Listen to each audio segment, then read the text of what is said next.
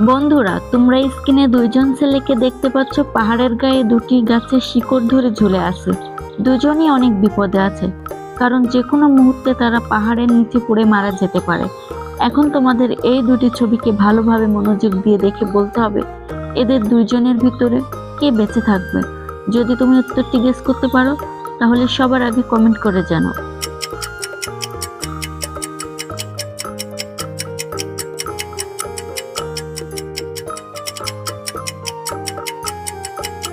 উত্তরটি জানার আগে তুমি যদি আমার চ্যানেলে নতুন হয়ে থাকো তাহলে ভিডিওটিতে একটি লাইক করে চ্যানেলটি সাবস্ক্রাইব করে দাও।